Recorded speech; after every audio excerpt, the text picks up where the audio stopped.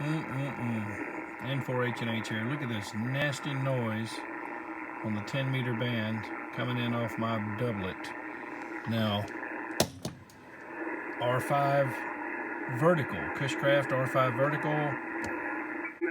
What was the question? This is a situation where it's better to listen on the R5 and transmit on the doublet. See, the doublet's picking up those power lines because it's out there parallel to them. Really picking up the noise from the pole. When he transmits again, though, I'll show you why I would choose to transmit on the doublet. Obviously, there we go. Look at his signal. Back when I was a kid, my father bought me a crystal set Cushcraft R-5. when I was about 7 years old. Within a week or two, I had torn it apart. So it'd be better listening on it, transmitting on the doublet. Sometimes you have to do that, and that's why I like to keep my antenna. It was kind of dark. I didn't mean to shoot this video, so it's dark in here, but see the antenna switch? That's why I like to keep it right there so I can get to it in a hurry.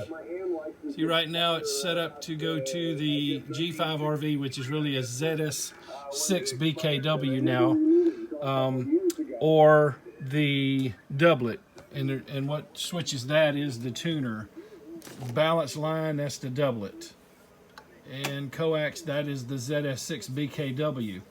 So, it's nice having that at my fingertips. I transmit on the doublet and then quickly switch over to the R5, which is you see the R5 position, and then there's the dummy load.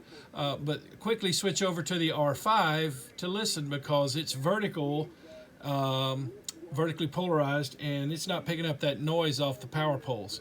All right, just a quick little tip there. I'm just going to throw this one up as a snippet. Hey, thank you for watching. Thank you for supporting my channel. And if you would, please like the video. That helps me out a little bit with YouTube. And consider subscribing to the channel. And if you do subscribe, be sure to click the bell so you'll be notified when I upload a new video. Hey, thanks for watching, and this is N4H&H saying 73.